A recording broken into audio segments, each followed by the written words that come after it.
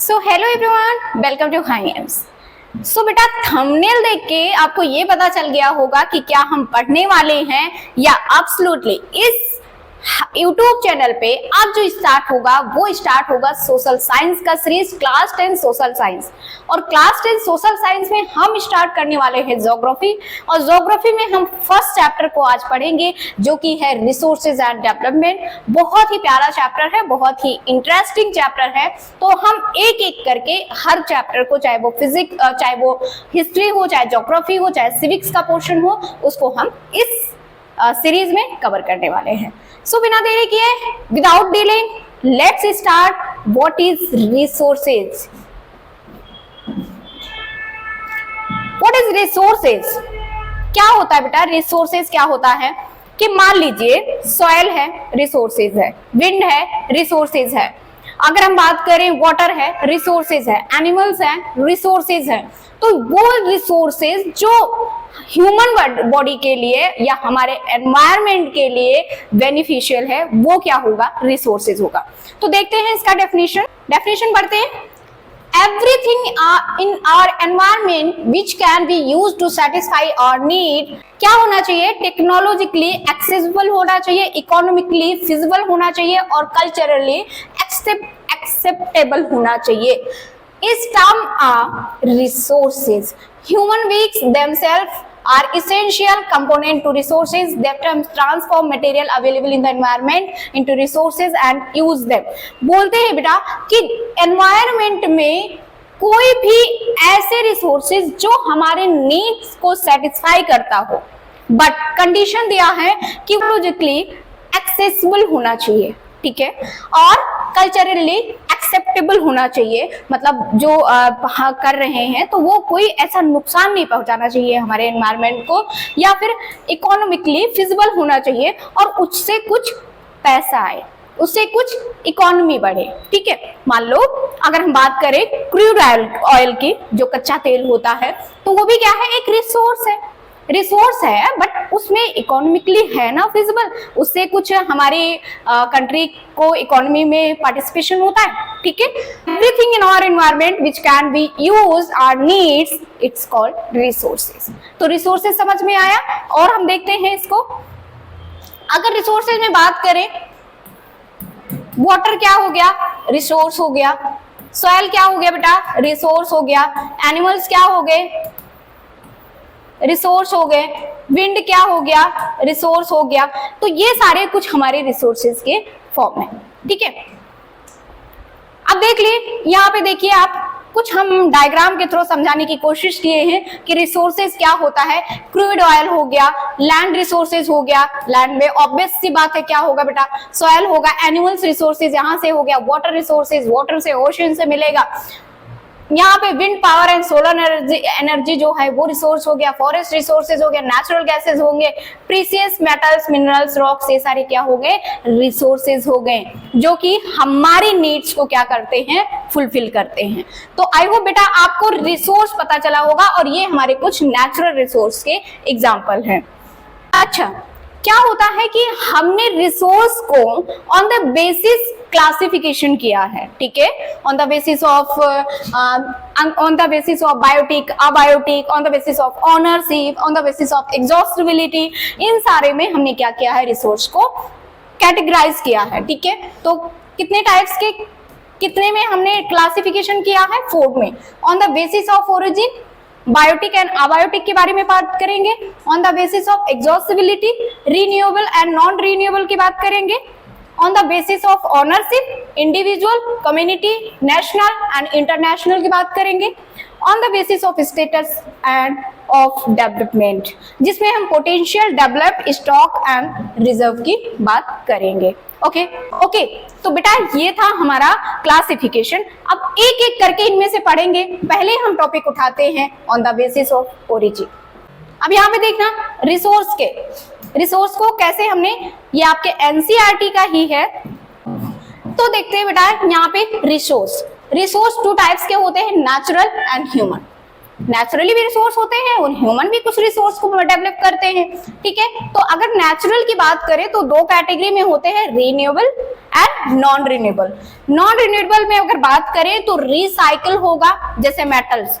तो non renewable मतलब होता है कि मेटल्स जो होते हैं वो नॉन रिन्यूएबल के कैटेगरी में आते हैं। फॉसिल फ्यूल्स ये क्या होते हैं, ये रिसाइकिल होता है, जिसको हम क्या कर सकते हैं, रिसाइकिल मतलब होता है कि कोई भी मेटल है उसको निकाला, फिर मेटल बनाया, फिर उसको मतलब दूसरे फॉर्म में कन्वर्ट किया, तो ये क्या हो जाएगा, बेसिकली रिसाइकिल हो जाएगा। यूज करके मेटल को यूज करके एक दूसरे के फॉर्म में कन्वर्ट करना। नॉन रिसाइकिल की बात करें, नॉन रिसाइकेबल की बात करें, रिसाइक्लेबल की बात करें, रिसाइक्लेबल की बात करें तो फॉसिल फ्यूल्स होगा बेटा। फॉसिल फ्यूल्स जैसे आप अगर बात करें फॉसिल फ्यूल्स की, क्रूड ऑयल हो गया, नेचुरल गैसेस हो गए, है ना, और केरोसिन हो गया या पेट्रोल हो गया, पेट्रोलियम हो गया, ये हमारे क्या होंगे, फॉसिल फ्यूल्स होंगे। और फॉसिल फ्यूल्स क्या, एक बार बेटा खत्म होने के बाद में उसको, मान लो आपने पेट्रोल को यूज किया, मान लो एक एग्जांपल है, पेट्रोल को यूज किया, क्या पेट्रोल को आप फिर से रिसाइकिल कर सकते हो? नहीं कर सकते हो, क्योंकि वो कंप्लीटली क्या हो जाता है, पूरी तरीके से खत्म हो जाता है। और अगर हम रिन्यूएबल की बात करते हैं तो उसमें आएगा कंटिन्यूअस और फ्लो, जैसे विंड और वाटर। विंड और वाटर ये क्या होंगे, कंटिन्यूअस के कैटेगरी में आएंगे। बायोलॉजिकल की कैटेगरी में अगर देखें तो नेचुरल वेजिटेशंस होंगे, जो फॉरेस्ट की बात करेगा बेसिकली, और वाइल्ड लाइफ जो कि फॉरेस्ट में रहने वाले जो भी जानवर होंगे उनकी बात हम करेंगे। कि अगर ह्यूमन बनाएगा कोई चीज तो क्या उसका इंफ्रास्ट्रक्चर होगा, कुछ इसके क्या होंगे, स्ट्रक्चर्स होंगे, इंस्टीट्यूशंस होंगे, ठीक है। तो जैसे आप अगर बात करते हैं, बेटा आपके एनसीईआरटी में डायग्राम दिया हुआ है, तो ये आपके एनसीईआरटी का डायग्राम दिया हुआ है बेटा, आपके बुक में ये दिया हुआ है, और बीच में हो जाएगा ह्यूमन बीइंग। को यूज करके एक ह्यूमन टेक्नोलॉजी बनाता है, जो कि एक इंस्टीट्यूट के थ्रू उस टेक्नोलॉजी को क्या करता है, रिसोर्सेज के थ्रू यूज करता है, ठीक है। तो ये डायग्राम दिया हुआ है, तो आपके बीच में क्या आ जाएगा, ह्यूमन बीइंग जो क्या कर रहा है, नेचर को यूज कर रहा है एज अ टेक्नोलॉजी, और एक इंस्टीट्यूशन के थ्रू इस रिसोर्स को क्या कर रहा है, डेवलप कर रहा है। तो I hope you are getting well, I hope you are getting well बेटा। तो अगर आपको रिसोर्सेज की बात करते हैं तो हमने क्या बात किया था, हमने क्या बात किया है इसमें, अगर हम बात करते हैं फर्स्ट जो हमारा था, on the basis of origin, ठीक है, ओरिजिन के बेसिस पे, जिसमें बायोटिक होगा एंड अबायोटिक होगा। अब बायोटिक कौन से होते हैं, बायोटिक की अगर बात करें कि जिसमें क्या होता है, लिविंग, ठीक है, जिसमें are biotic resources are obtained from the biosphere and have life. तो जिसमें लाइफ होता है बेटा उसको हम क्या बोलते हैं, बायोटिक बोलते हैं, ठीक है।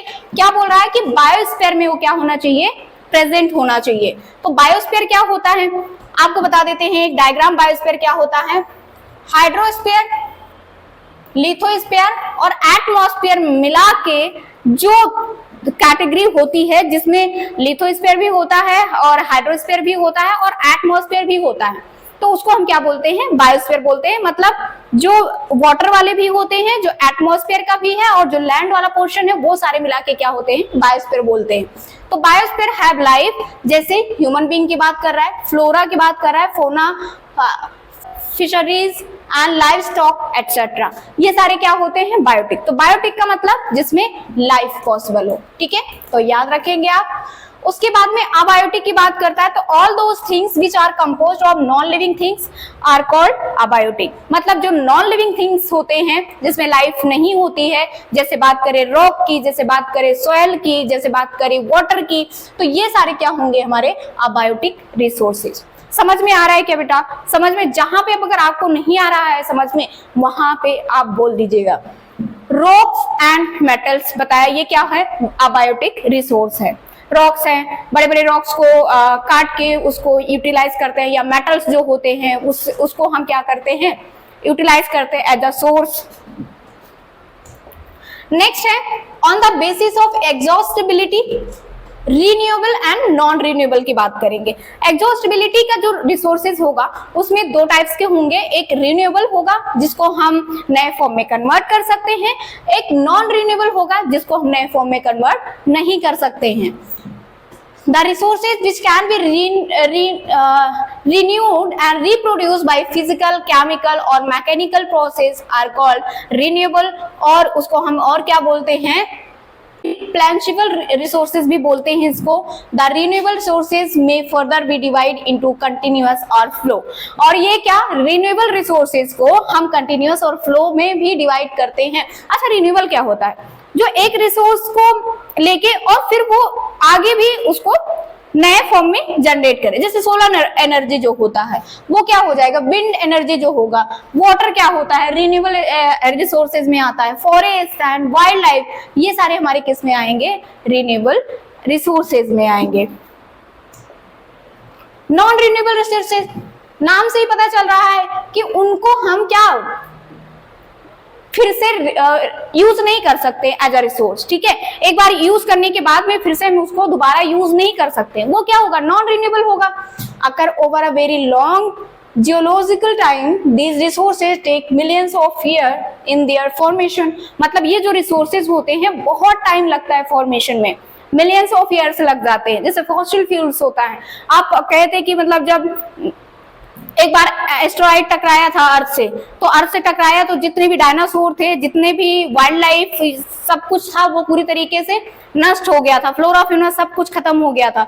तो वही क्या हो रहे हैं, अब वहां से फॉसिल फ्यूल्स मिलते हैं, बहुत टाइम्स हो गया, तो वो क्या जनरेट करते हैं, फॉसिल फ्यूल्स या और भी चीजें वहां से मिलता है, ठीक है। तो जो नॉन रिन्यूएबल होते हैं उनको बहुत टाइम लगता है क्या, फॉर्मेशन में। Some of these resources like metals are recyclable and some like fossil fuels cannot be recycled and get exhausted with their use।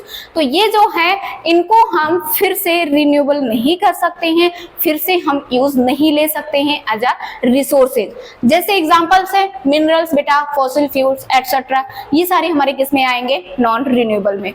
बोलिए इतना क्लियर है कि नहीं, बिल्कुल क्लियर होगा, इसमें कुछ भी नहीं है, बस आपको चीजों को ध्यान से पढ़ते जाना है with example. On the basis of ownership, ठीक है, ऑनरशिप में मान लो कि कुछ ऐसे लैंड है ना, जिसपे बेटा किसी का वो लैंड है ना, मान लो होटल हो गया, मान लो कोई रेस्टोरेंट हो गया, मान लो कोई मॉल हो गया, या जहाँ पे भी आप घूमते मतलब ऐसे जगह पे जाते हो, या कहीं पर आप खाना खाने गए हो या शॉपिंग करने गए हो, तो उसका कोई ना कोई ऑनर होगा। बट कुछ होता है इंडिविजुअल होता है, और कुछ क्या होता है, कम्युनिटी होता है, नेशनल होता है एंड इंटरनेशनल होता है। कम्युनिटी की बात करते हैं अगर, तो नेशनल की बात करते हैं, जैसे कुछ पार्क्स होते हैं जो कि हर कोई वहां पे घूम सकता है, ठीक है। तो ऐसे करके 4 कैटेगरी में डिवाइड किया गया है। ऑनरशिप से इंडिविजुअल किसका हो जाएगा, जो मान लीजिए कि ये हमारा इंस्टीट्यूट है, ठीक है, तो ये हमारा इंडिविजुअल है, हमारा ये ऑनरशिप है, ठीक है। तो वो क्या हो गया, ऑनरशिप कम्युनिटी में हो गया, नेशनल इंटरनेशनल, एक एक करके देखते हैं। तो इंडिविजुअल में क्या होगा, our own privately bye individuals in place people on land, मतलब खेत होता नहीं, कहते हमारे यहाँ पे इतना खेत है, तो हमारे प्रॉपर्टी है, इतना लैंड है, ठीक है, तो हमारा क्या हो गया, individual. Whereas in the urban areas people own plots होता है, हाउसेस होता है एंड अदर प्रॉपर्टीज होती है। Okay, got it. एग्जाम्पल क्या होगा, plantation, pasture lands, ponds, water in wells etcetera. तो ये सारे क्या होंगे बेटा, किसी की पर्टिकुलर जमीन होगी, तो उसको हम क्या बोलेंगे, इंडिविजुअल बोलेंगे। जिसका कोई ऑनर होगा तो उसको हम क्या बोलेंगे, इंडिविजुअल रिसोर्सेज बोलेंगे। नेक्स्ट की बात करते हैं कम्युनिटी। कम्युनिटी में क्या बात करें, पब्लिक पार्क्स हो गया, जहाँ पे जो एनिमल्स होते हैं ग्रेजिंग करते हैं, है ना, मतलब गाय भैंस वहां पे ग्रेजिंग करती हैं, तो वो क्या हो गया, कम्युनिटी में आ गया।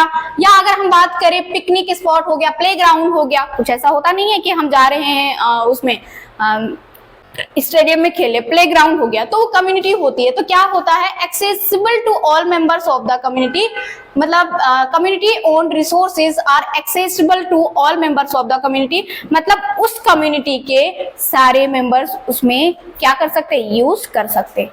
Like example grazing ground, burial ground, public parks, picnic spot, playground etcetera. समझ में आया क्या बेटा? समझ में आया क्या?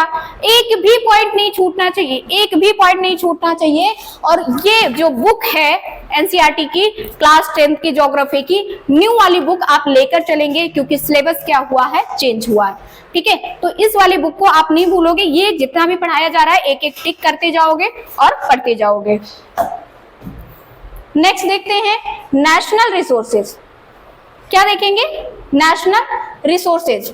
तो नेशनल रिसोर्सेज में रेलवेज हो गया, पूरे नेशन में चलेगी, पूरी इंडिया में चलेगी, कन्याकुमारी से लेकर कश्मीर तक अगर रेलवे लाइन है तो चलेगा। ठीक है, रोडवेज हो गया, रोड हो गया, कैनल हो गया, ये सारे हमारे क्या होते हैं? नेशनल रिसोर्सेज होते हैं। ठीक है, all the minerals national resources are owned by a nation और कंट्री।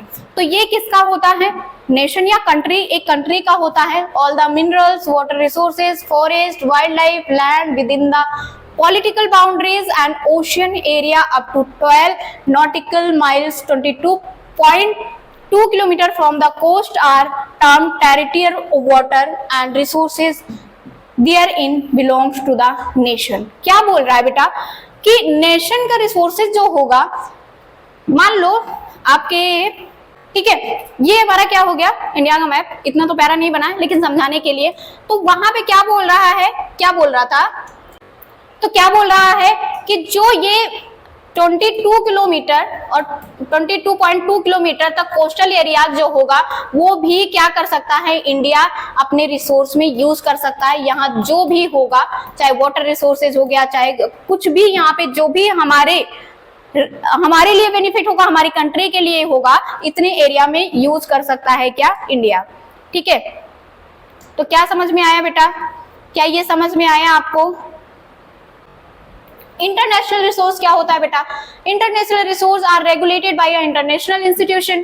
ठीक है, तो ये क्या हो गए, इंटरनेशनल इंस्टीट्यूशन के थ्रू ये होगा, मतलब पूरी कंट्री उस पे the oceanic resources beyond 200 nautical miles of the exclusive economy zone belong to open ocean and no individual country can utilize these without the concurrence of international institution। ठीक है, बोलता है कि जो इंटरनेशनल होगा, मान लो ओशियन में कुछ ऐसा रिसोर्स है तो कोई भी कंट्री उसको ऐसे इजिली यूटिलाइज नहीं कर सकती एज अ रिसोर्स। ठीक है, तो उसके लिए क्या करना पड़ेगा हमें, ऐसे without concurrence of international institution, बिना इंटरनेशनल इंस्टीट्यूशन के हम उस रिसोर्स को यूज नहीं कर सकते हैं। ठीक है, तो जो भी, जैसे मान लो यूनाइटेड नेशन है, वहां से पास हुआ कि भाई ये ओशियन है, ठीक है, मान लो अटलांटिक ओशियन है, या अटलांटिक ओशियन से कोई रिसोर्स को हमें यूज करना है, तो हम आप डायरेक्ट नहीं कर सकते हो, यूएन से आपको परमिशन लेना पड़ेगा, क्योंकि जो इंटरनेशनल इंस्टीट्यूशन के थ्रू आएगा ना,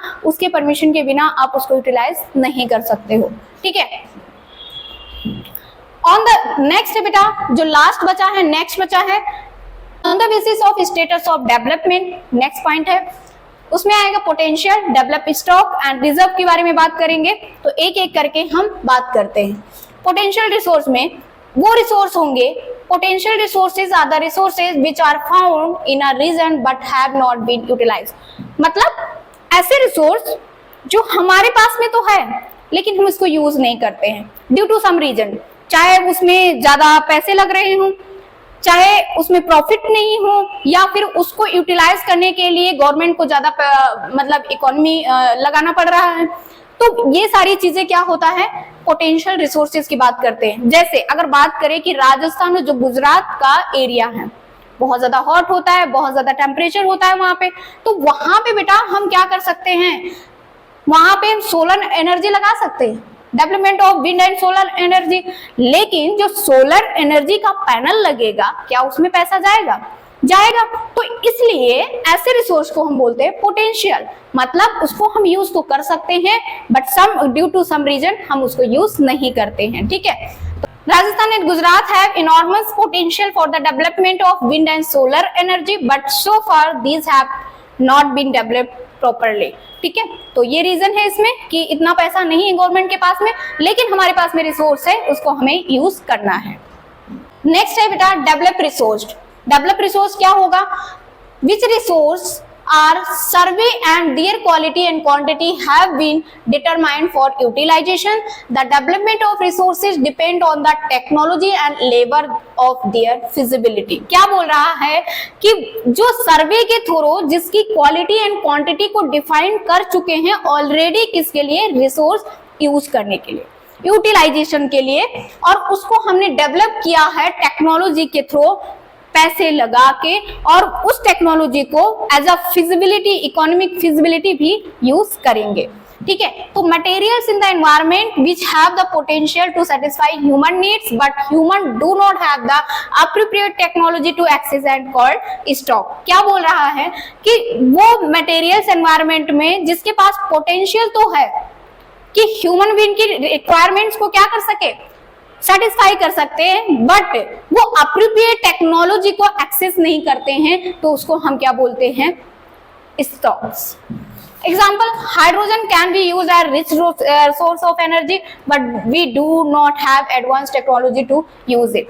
ठीक है बेटा, तो क्या होता है कि रिच रिसोर्स है हाइड्रोजन का, बट हमारे पास में इतना एडवांस टेक्नोलॉजी नहीं है कि हाइड्रोजन को रिसाइकल करके एज अ हम यूटिलाइज के लिए या यूटिलाइजेशन में लेने लगे। ठीक है, तो ये आपको, आई होप आपको डेवलप रिसोर्स समझ में आ गया होगा।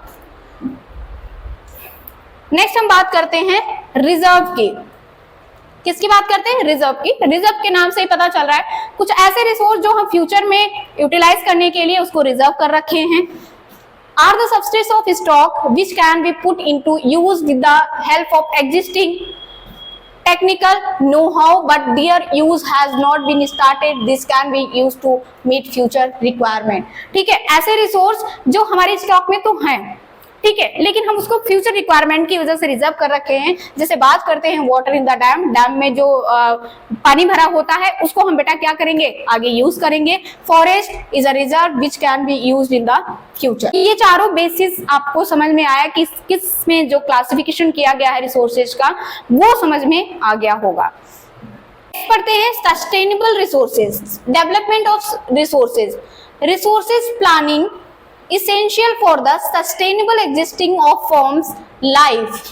Sustainable development means क्या होता है, development should take place without damaging the environment and development in the present should not compromise with the needs of future generation.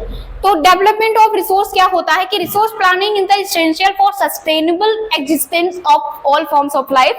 मतलब जो भी रिसोर्सेज है उसको हम क्या करके रखें, आगे सस्टेनेबल करके रखें, मतलब जो फ्यूचर में हमारी जनरेशन में यूज करने वाले हैं उस तरीके से अपने जो रिसोर्स है उसको बचा कर रखा जाए विदाउट एनवायरमेंट के डैमेजिंग का। तो उसको हम क्या बोलते हैं बेटा, सस्टेनेबल डेवलपमेंट। क्या बोलेंगे उसको, सस्टेनेबल डेवलपमेंट। तो सस्टेनेबल डेवलपमेंट ये वर्ड आया है तो इसके बारे में हम कुछ पढ़ते हैं।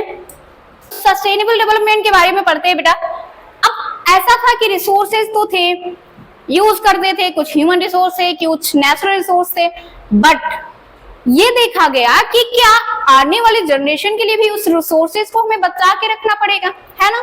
तो एक नेम आया क्या, सस्टेनेबल डेवलपमेंट, जिसका मतलब होता है कि sustainable development is development that meets the need of the present without compromising the ability of future generation to meet their और नीड्स। मतलब जो हमारी इस जनरेशन में यूज कर रहे हैं वो तो यूज करेंगे ही, लेकिन हमें फ्यूचर के लिए भी बचा के रखना है रिसोर्सेज को, तो उसको हम नाम दे दिए हैं सस्टेनेबल डेवलपमेंट। ठीक है, तो सस्टेनेबल डेवलपमेंट कहाँ से आया, ये वर्ड कब आया या इसको कब से फॉलो करने लगे उसके बारे में देखते हैं। तो हमारे 3 जून से 14 जून तक 1992 में ब्राजील में रियो दी जेनेरियो अर्थ समिट हुआ। अर्थ समिट हुआ। अर्थ समिट में बेटा पहली बार अर्थ के बारे में बात किया गया। अर्थ को आगे जनरेशन में उसके रिसोर्सेज को कैसे हम बचा के रख सकते हैं अगली जनरेशन के लिए, उसके बारे में फर्स्ट टाइम बात हुई थी। तो इसमें यूनाइटेड नेशन UNCED जो ऑर्गेनाइजेशन थी, united nation conference on environment and development और also known as earth summit was held in Rio Janeiro Brazil. तो ब्राजील में ये ऑर्गेनाइजेशन ने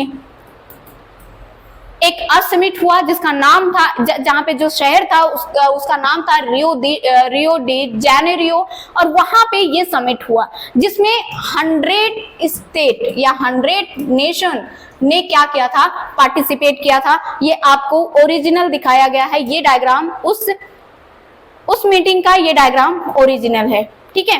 तो वहां पे फर्स्ट टाइम अर्थ के बारे में बात किया गया था, अर्थ के रिसोर्सेज को बचाने के बारे में बात किया गया था, इसलिए इसको अर्थ समिट के नाम से भी जानते हैं। तो कब हुआ था बेटा?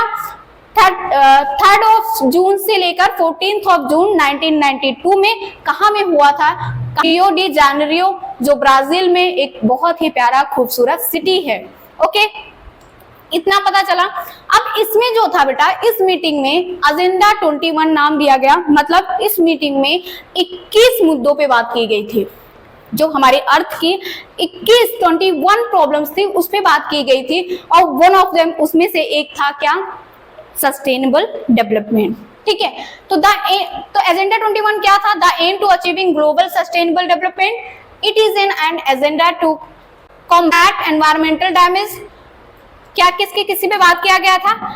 Combat environmental damage, poverty, disease through global corporation of common interest, mutual needs and shared responsibilities. तो कुछ ऐसे ही 21 प्रॉब्लम्स थी अर्थ की जिस पे बात किया गया था, और उनमें से एक था क्या? Sustainable development. पॉवर्टी के बारे में बात किया गया, डिजीज, कैसे ग्लोबल लेवल पे कोई डिजीज वायरल हो तो उसको कैसे हमें मतलब कंट्रोल करना है, ठीक है, उन सब के बारे में बात किया गया था। तो उसी से निकल के आया है क्या?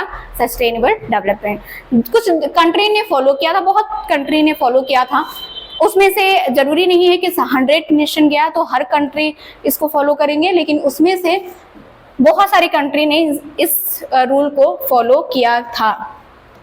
तो आई होप आपको सस्टेनेबल डेवलपमेंट समझ में आया होगा। सस्टेनेबल डेवलपमेंट वर्ड कहाँ से आया है। अब हम बात करते हैं रिसोर्स प्लानिंग का। रिसोर्स प्लानिंग का मतलब क्या होता है बेटा?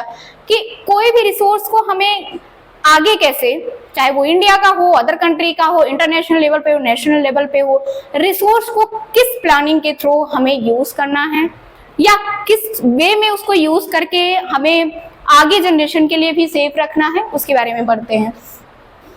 In India there are some regions which can be considered self-sufficient in terms of availability of resources, and there are some regions which have an acute shortage of some vital resources।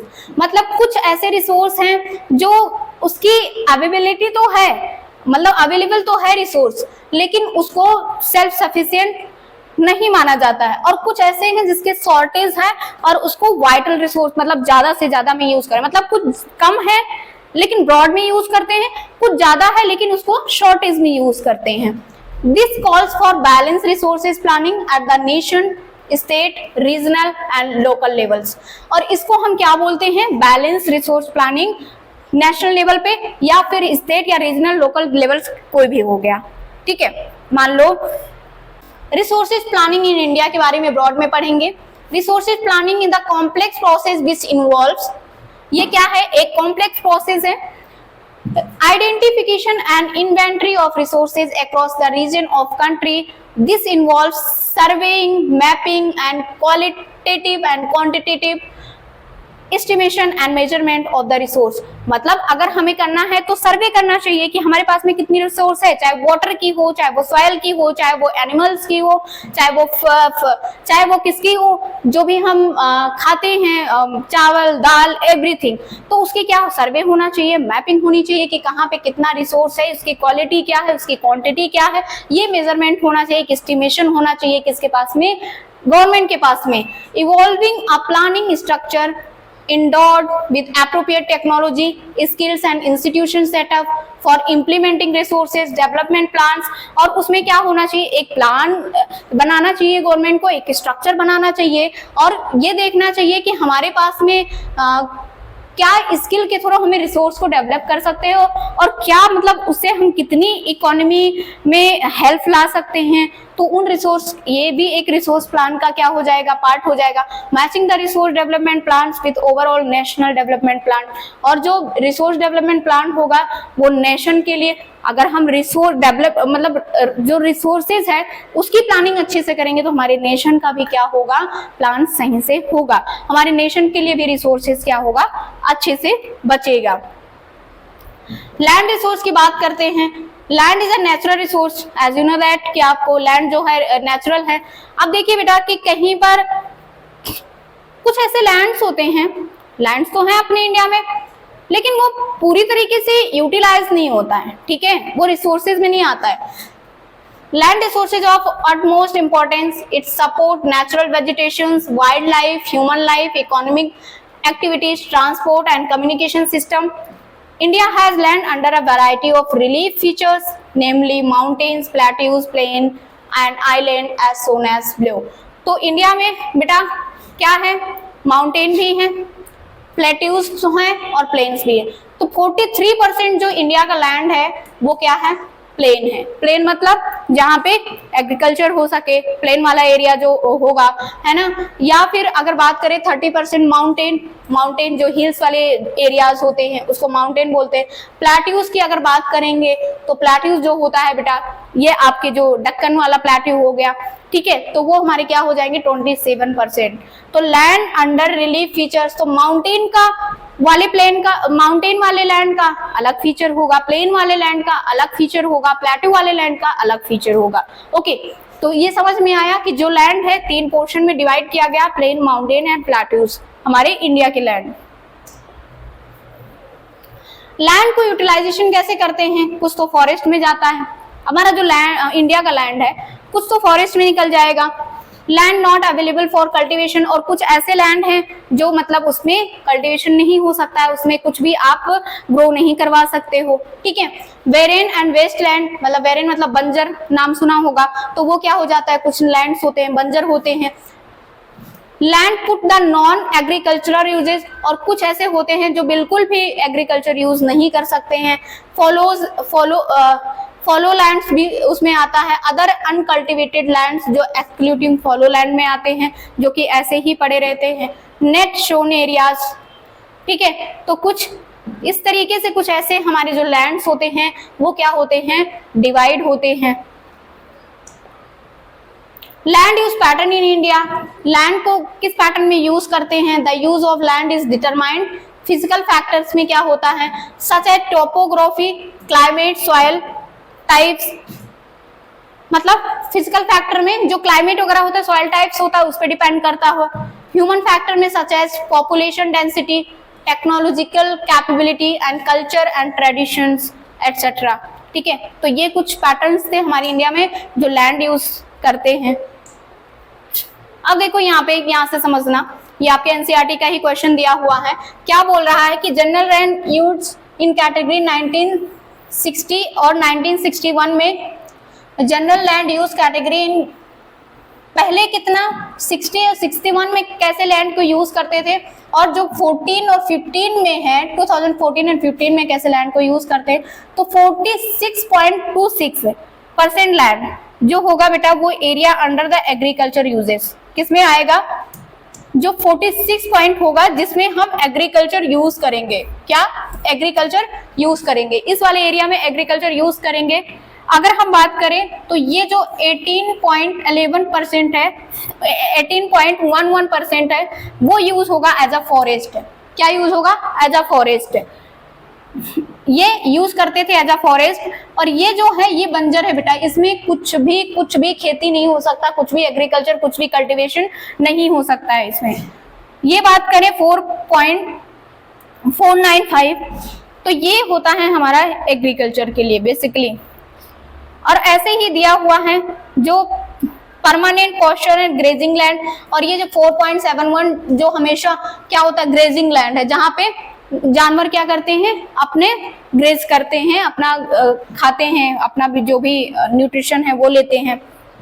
Area under mixed tree crops and groups, और ये जो 3.50 है यहाँ पे क्या होते हैं, ये एरिया ऐसा है जहाँ पे ट्रीज होते हैं और क्रॉप्स होते हैं, ग्रुप्स मैंग्रोव्स होते हैं। मैंग्रोव्स मतलब होता है जहाँ पे क्या होता है, जो सैलिनिटी होता है वाटर में और उसके अंदर जो फॉरेस्ट होते हैं उसको मैंग्रोव बोलते हैं। यहाँ पे देखना 2014 एंड 15 में कैसे एरिया यूज करते थे। 45.5% एरिया जो होता था वो किसमें जाता है, नेट शोन एरिया जो है। और अगर बात करते हैं बेटा 23.3% किसमें यूज करते थे, follow other the current follow में और नेट सोन। तो यहाँ से आप ये देख सकते हो ये वाले डायग्राम में एज इट इज कि आप 14 एंड 15 में कैसे यूज करते थे। ठीक है बेटा, तो ये कुछ हमारा क्या था, डेटा था जो 1960 से लेकर 61 तक कैसे यूज करते थे हम लैंड को, और 14 और 15 में कैसे यूज करते हैं लैंड को। ये कुछ हमारे आपके एनसीईआरटी का ही डायग्राम दिया हुआ है, ये आपके एनसीईआरटी के बुक में ही पेज नंबर 5 पे मिल जाएगा। तो ये डायग्राम है। नेक्स्ट बैठते हैं और देखते हैं कि कौन से लैंड किसमें जाता है। वेस्टलैंड में क्या होता है, वेस्टलैंड क्या होता है, in the land put the other non agriculture uses which include rocky, arid, desert area, road, railways, industries etcetera. तो वेस्टलैंड क्या होगा, जिसमें एग्रीकल्चर नहीं होता है, रोडवेज में निकल गया या फिर डेजर्ट एरियाज में निकल गया, रेलवेज में निकल गया, इंडस्ट्री बनाने में निकल गया, तो उसको हम क्या बोलते हैं, वेस्टलैंड बोलते हैं। Land degradation and conservation measure, मतलब अगर लैंड का डिग्रेडेशन हो रहा है तो उसको हम कैसे कंजर्व करेंगे, कैसे बचाएंगे, उसके बारे में मेजर्स होनी चाहिए। Human activities such as deforestation, बहुत ज्यादा क्या होता है डिफॉरेस्टेशन, पेड़ों की कटाई कर, जंगलों की कटाई करवा देते हो, तभी वहां पे लैंड डिग्रेडेशन होगा। ओवर ग्रेजिंग हो गया, बहुत ज्यादा वहां पे जानवर को छोड़ दिए तो ओवर ग्रेजिंग हो गया, तो वहां से भी माइनिंग हो गया बेटा। एंड क्या हो गया, enquiring have contributed significantly to land degradation. Mining sites have deep scars and terraces of overburdening the land. Recent year industries effluents as waste has become a major resource of land and water pollution in many parts of the country. बोलता है कि जो अभी industry का जो सबसे ज्यादा चल रहा है, इंडस्ट्री बनाने में जो हमारे फॉरेस्ट की कटाई हो रही है, हमारी लैंड की इंडस्ट्री बनाने में जो लैंड यूज किया गया है उसको लेकर बहुत ही प्रॉब्लम चल रही है, जिसमें वाटर पॉल्यूशन की बहुत ज्यादा प्रॉब्लम समस्या झेलने को मिल सकता है। तो ये है कि लैंड का कैसे कंजर्व करेंगे। तो देखते हैं क्या हो सकता है, afforestation and proper management of grazing. अगर हमें कंजर्व करना है, कंजर्वेशन करना है लैंड का, तो फर्स्ट है अफॉरेस्टेशन रोकना, जो भी जंगलों की कटाई है वो रोकना पड़ेगा। And proper managing of grazing, grazing का प्रॉपर मैनेज करना पड़ेगा। Planting of shelter belt of plants, ज्यादा से ज्यादा हमें क्या करना पड़ेगा, प्लांट्स को लगाना पड़ेगा। Stabilization of sand dune by growing thorny bushes, और सैंड ड्यून को तैयार करें, जो थ्रोनी बसेस होती हैं उसको ग्रो करवाने में। पेपर मैनेजमेंट ऑफ वेस्टलैंड, और प्रॉपर मैनेजमेंट ऑफ वेस्टलैंड, जो वेस्टलैंड जाते हैं जैसे इंडस्ट्री बनाने में, माइनिंग बनाने में, रोडवेज बनाने में, रेलवे बनाने में, उन सारी चीजों के बारे में भी हमें प्रॉपर मैनेजमेंट होना चाहिए। कंट्रोल ऑफ माइनिंग एक्टिविटीज, जितनी भी ये खुदाई होती है, सोना निकालेंगे, कोयला निकालेंगे, उससे हमारा प्रॉफिट होगा, उसको भी हमें क्या करना पड़ेगा, रोकना पड़ेगा। Proper discharge and disposal of industry effluents and waste after treatment. और अगर कुछ भी यूज करते हैं, मान लो कि अगर हमने 10 पेड़ को काट के क्या लगाया गया, 10 पेड़ों को काट के वहां पे कुछ दूसरा काम किया गया, तो दूसरी जगह पे हमें एनवायरनमेंट को बचाने के लिए उतने ट्रीज हमें लगाना पड़ेगा। ठीक है, तो proper discharge and disposal and industrial effluent और वेस्ट आफ्टर ट्रीटमेंट, और जो भी इंडस्ट्रियल डिस्पोजल यूज होता है उसको हमें क्या करना चाहिए, डिस्चार्ज करना चाहिए, ऐसी जगह पे फेंकना चाहिए जिससे भी हमारे लैंड की कंजर्व हो सकता है। अब आते हैं मेन रिसोर्सेज सॉइल पे। ठीक है, लैंड पढ़ लिया हमने, अब पढ़ेंगे सॉइल पे। बहुत सारे टाइप्स के सॉइल होते हैं, रेड सॉइल हो गया, एलोवियल हो गया, एरिड सॉइल हो गया, फॉरेस्ट सॉइल हो गया, तो उन सॉइल के बारे में भी एक एक करके पढ़ेंगे। Soil is the most important renewable natural resources. Yes, renewable है, और क्या है बेटा, ये नेचुरल रिसोर्सेज है। It is the medium of plant growth, ये क्या है, प्लांट ग्रोथ का मीडियम है। Support different types of living organism on the earth. और सॉइल जो होता है ये क्या करता है कि अलग अलग टाइप्स के, अलग अलग डिफरेंट टाइप्स के जो लिविंग ऑर्गेनिज्म होते हैं उनको रहने के लिए वो क्या देता है, सुटेबिलिटी देता है। It takes millions of year to form soil up to few सेमिस इन डेप्थ। तो ये जो डेप्थ की मेजरमेंट करने का क्या है, इकाई, यूनिट है। It takes millions of year, और सॉइल को डेवलप होने में मिलियंस ऑफ ईयर लगते हैं। Various forces of nature such as changes in temperature, action of running water, wind and glaciers, activities and decomposers etc. contribute the formation of soil। तो soil formation में क्या, water का, pressure का, temperature का और हवा का, ग्लेशियर का, ये सारी जो एक्टिविटीज होंगे वो सॉइल फॉर्मेशन में क्या करेंगे, हेल्प करेंगे। पैरेंट रॉक और bed rock, climate, vegetations, other form of life and time are important factors in the formation of soil। तो ये जो कुछ है ऐसे हैं जो फॉर्मेशन करते हैं, सॉइल को फॉर्मेशन में हेल्प करते हैं। केमिकल और organic changes which take place in the soil play in the important role. और केमिकल और कुछ ऑर्गेनिक चेंजेस भी सॉइल के फॉर्मेशन में हेल्प करते हैं। Soil has consist of organic humus. आपको पता है कि जो सॉइल होता है उसके फर्स्ट लेयर जो क्रस्ट होता है, क्रस्ट के ऊपर वाले लेयर पे क्या होता है, ह्यूमस पाया जाता है, एंड इनऑर्गेनिक मटेरियल। ठीक है, तो ये कुछ है जो सॉइल को फॉर्मेशन में हेल्प करते हैं। आया क्या बेटा इतना समझ में? सो नेक्स्ट देखते हैं क्लासिफिकेशन ऑफ सॉइल, मतलब सॉइल को कैसे क्लासिफाइड किया गया है। तो अगर हम बात करते हैं कि किस किस बेस पे क्लासिफाइड करेंगे सॉइल को, तो उसके कलर पे, थिकनेस पे, उसके टेक्सचर पे, एज पे, केमिकल एंड फिजिकल प्रॉपर्टीज पे सॉइल को क्या किया गया है, कैटेगराइज किया गया है। तो बताओ बेटा क्या इतना समझ में आया?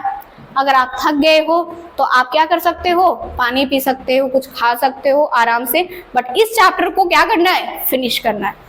चैप्टर फिनिश करके ही हम क्या करेंगे, आराम करेंगे। आज तो मम्मी से बोलेंगे मम्मी हमने ज्योग्राफी की एक चैप्टर कंप्लीट कर लिया, क्योंकि ऑलमोस्ट बच्चों को क्या आता है, प्रॉब्लम आती है, हमें सोशल साइंस से डर लगता है।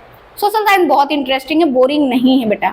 तो हमें क्या करना है, बस अच्छे से चिप्स पानी लेके बैठ जाओ और पूरी चैप्टर को क्या करना है, फिनिश करना है। तो आपका इजाजत हो तो हम लोग भी पानी पी लेते हैं, अगर आपका परमिशन हो तो हम भी पानी पी लेते हैं। सो जो सॉइल को जो होता है उसके एज पे और उसके टेक्सचर पे, उस पे क्लासिफाइड किया जाता है। तो क्लासिफिकेशन किया गया है यहाँ पे सॉइल को किसके, on the basis of factor responsible for soil formation. Colour के बेस पे, जैसे आपने नाम सुना होगा कि red black soil, red yellow soil, laterite, उसके कलर के बेस पे, उसके टेक्सचर के बेस पे, उसके एज के बेस पे, and chemical and physical properties के बेस पे क्लासिफाइड किया गया है किसको बेटा, सॉइल को। अब एलोवियल सॉइल जो होता है ये बेसिकली उस रीजन में होता है जहां से हिमालय से निकली हुई जो रिवर होती है ना, तो वो अपने साथ में जो सॉइल लेकर आती हैं, जो मिट्टी लेके आती है, उसके साथ में बहुत सारे सैंड भी होंगे, उन सारे को जो लेकर आएंगे उसको हम क्या बोलते हैं, एलोवियल सॉइल। ठीक है, तो जो ब्रह्मपुत्र है, आपको पता है कि अरुणाचल प्रदेश से ब्रह्मपुत्र एंटर करती हैं इंडिया में, तो वो क्या अपने साथ में उस वाले रीजन में क्या लेके आएगी, सॉइल लेके आएगी। या अगर बात करें गंगा की, तो गंगा जब हिमालय से निकलती है तो वो जो निकला हुआ जो प्लेन में एंटर करती है ना, तो वहां का जो सॉइल होगा उसको हम क्या बोलेंगे, एलोवियल सॉइल। या फिर किसकी बात कर रहा है, इंडस रीजन की, इंडस वाले जहां पाकिस्तान में होते हुए, कश्मीर से होते हुए जो इंडस जाती हैं उसकी बात कर रहा है। तो बेसिकली आपको पता चला कि जो एलुवियल सॉइल होता है बेटा वो कहाँ पे होता है, हिमालय से निकली हुई नदी जो नया वो अपने साथ में मिट्टी और सैंड ये सारी सॉइल लेकर आती है उसको हम क्या बोलते हैं, एलुवियल सॉइल। और ये जो बेसिकली होता है ये कौन से कल्टीवेशन के लिए हेल्प होता है। ठीक है, क्या कल्टीवेशन, तो जो कल्टीवेशन अगर इसका हम करवाते हैं तो शुगर केन हो गया, पैडी हो गया, व्हीट हो गया, ये सारे के लिए ये क्या होती है, यूजफुल होता है। क्या दिया है कि the entire northern plain are made of alluvial soil. तो जितने भी नदर प्लेन हैं, चाहे वो उत्तर प्रदेश की बात करो, चाहे वो हिमाचल प्रदेश की बात करो, उत्तराखंड की बात करते हैं, या फिर पंजाब की बात करते हैं, या फिर आप ये मध्य प्रदेश की हाफ रीजन ले लो, गुजरात की बात करते हैं, जो नदर्न प्लेन है वो किससे बना हुआ है, एलोवियल सॉइल से। The alluvial soil is deposited by three important Himalaya system, the Indus, Ganga and Brahmaputra. ठीक है, ये ऑलरेडी आपको बता दिया है मैंने। और ये कहाँ पे पाया जाता है? It is also found in Rajasthan में भी पाया जाता है, गुजरात में and eastern coastal planes, particularly in the deltas of Mahanadi, Godavari, Krishna and the Kaveri reverse में भी ये सॉइल पाया जाता है। Okay, got it. और कहाँ पे पाया जाता है? The alluvial soil consist of various proportions of sand. क्या साथ में लेकर आती है? Sand, silt.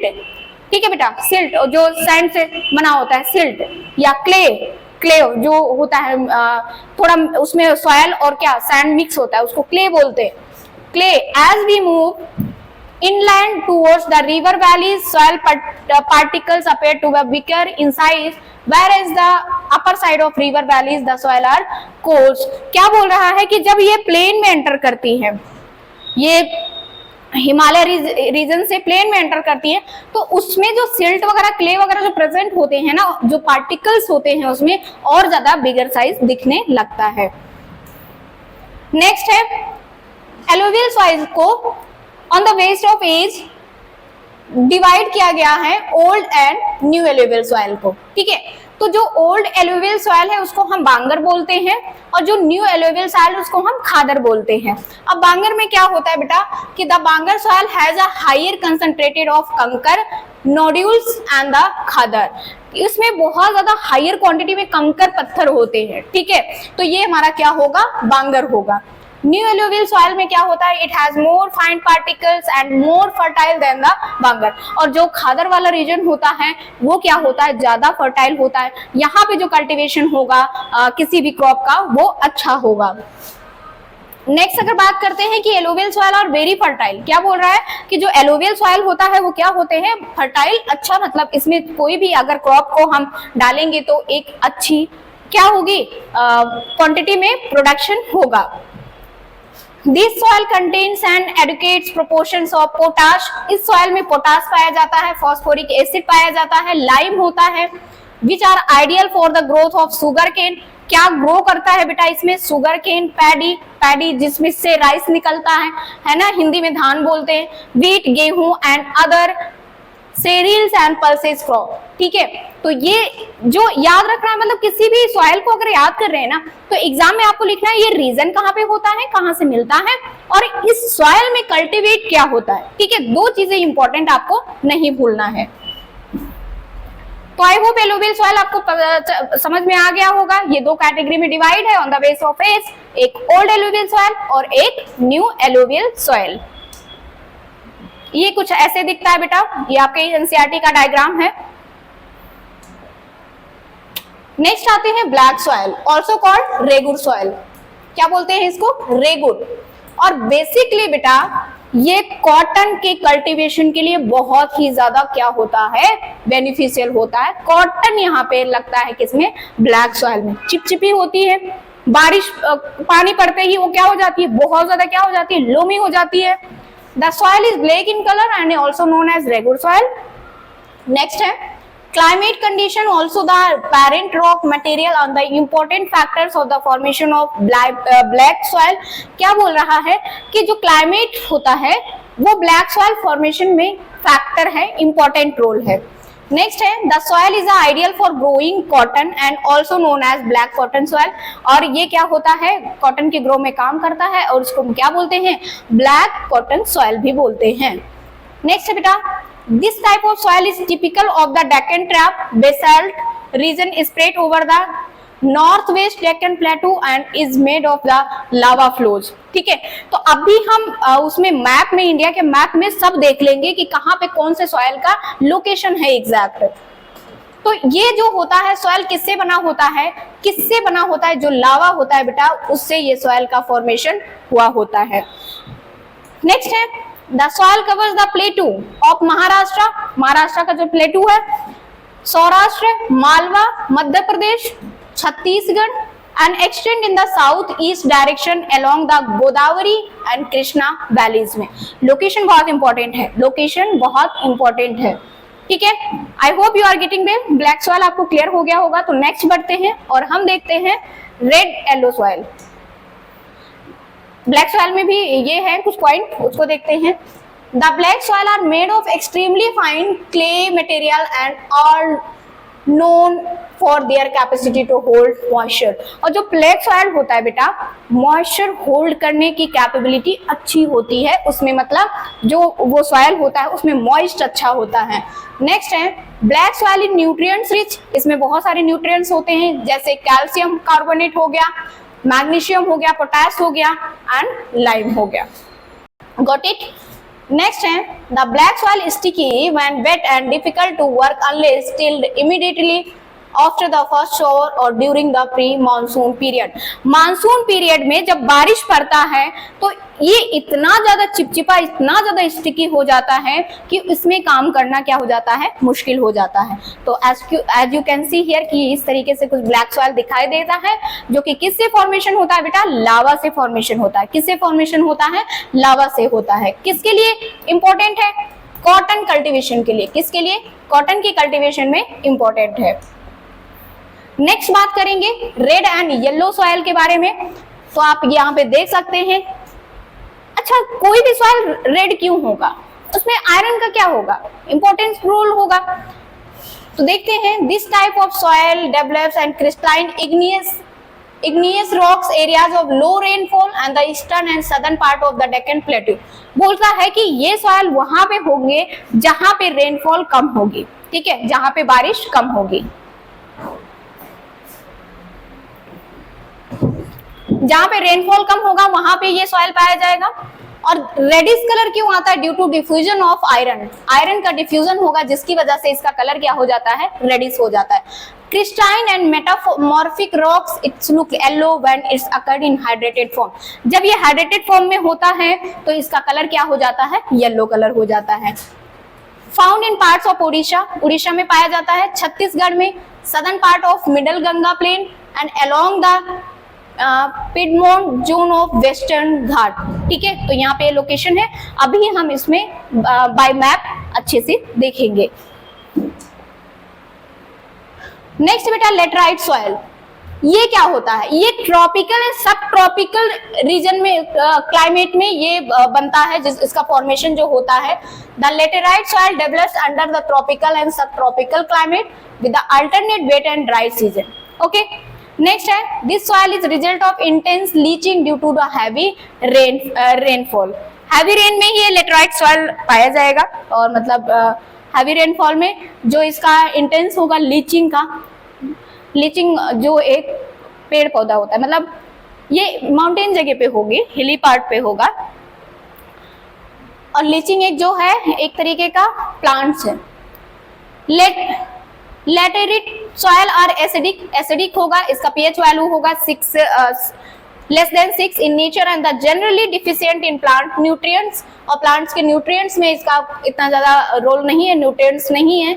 This type of soil is found mostly in the southern state, western Ghat region, Maharashtra, Orissa, some part of west Bengal and the northern east region. Soil support deciduous and evergreen forest but humus poor, इसमें humus नहीं होता। आपको पता है कि जो soil होता है फर्स्ट लेयर उसका ह्यूमस का होता है। This soil is very useful for growing T and coffee. तो अगर हम बात करें तो दार्जिलिंग पड़ता है बेटा कहाँ पे, वेस्ट बंगाल में। कहाँ पे, वेस्ट बंगाल। और आपको पता है कि दार्जिलिंग की जो टी और कॉफी होती है वो ज्यादा क्या है, बहुत ही ज्यादा क्या है, मशहूर है, बहुत ही फेमस है। कुछ इस तरीके से लेटराइट सॉइल दिखाई देता है। अब आते हैं एरिड सॉइल की।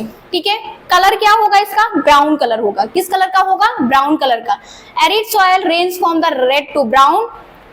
नेक्स्ट है this soil generally sandy in texture, क्या होता है, सैंडी होता है, टेक्सचर में सैंडी होता है, मतलब उसका जो मिट्टी होगा, सॉइल होगा, उसमें क्या होगा, सैंड की क्वांटिटी होगी। एंड स्लाइन इन नेचर, मतलब उसका जो नेचर होगा उसमें सॉल्टी होगा। स्लाइन मतलब होता है कि किसी भी सॉइल में ऐसा वो नेचर उसमें कि जो सॉल्ट की कैरेक्टर को रखता है, उसको हम स्लाइन बोलते हैं।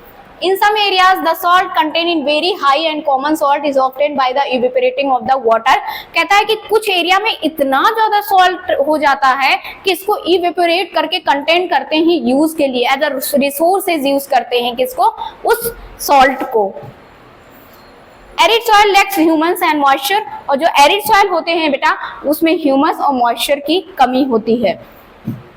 नेक्स्ट है the lower horizon of the soil are occupied by kankar because of the increasing calcium content downwards.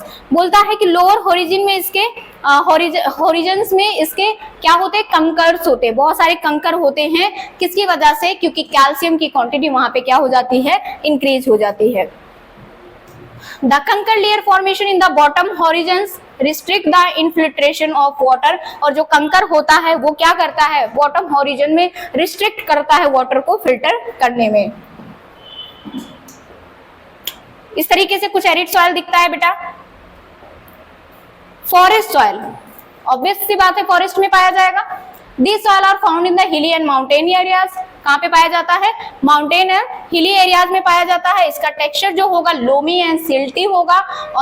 On the valley slides and coarse grain on the upper slope, ठीक है। In the snow covered, hill पे होगा तो snow covered होगा ही। Areas of the Himalayas, this soil experience denudation and are acidic with low humus content, ठीक है।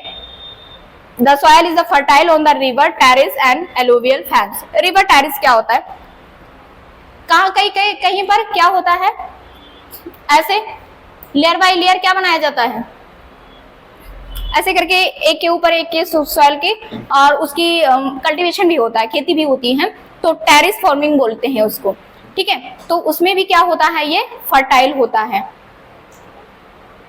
अब देखते हैं कि कहाँ पे कौन से सॉइल प्रेजेंट होते हैं। क्या विजिबल है आपको डायग्राम दिखाई दे रहा है? तो अगर हम बात करते हैं बेटा फॉरेस्ट की, तो आपको पता है ये सारी हिली प्लेसेस है। ये हो गया कश्मीर वाला, और ये सिक्किम हो गया, और इधर जो होगा अरुणाचल प्रदेश, ठीक है। तो ये सारे कहाँ पाए जाते हैं, फॉरेस्ट एंड माउंटेन्स वाले जो पाए जाएंगे। अगर हम बात करें एलोवियल सॉइल की, तो मैंने बताया था जो गंगेटिक प्लान होगा, और जो ब्रह्मपुत्रा वाला रीजन होगा, और इंडस तो इधर आ जाएगा, ये सारे क्या होते हैं, एलोवियल होते हैं। रेड एंड येलो आप यहाँ पे देख सकते हैं, रेड एंड येलो कहाँ पे है, ये वाला रीजन हो गया, नॉर्थ ईस्ट हो गया, ठीक है, और इधर छत्तीसगढ़ उड़ीसा वाला हो गया। ब्लैक सॉइल की बात करें तो ये जो महाराष्ट्र और ये मध्य प्रदेश का रीजन है, प्लेटू, ठीक है। तो ये वाले जो प्लेट्यू होंगे वहां पे क्या पाए जाएंगे, ब्लैक सॉइल। लेटेराइट की बात करें बेटा, तो ये देखो कोस्टल एरियाज, ये देखो कोस्टल एरियाज, यहाँ पे क्या लेटेराइट सॉइल पाए जाते हैं।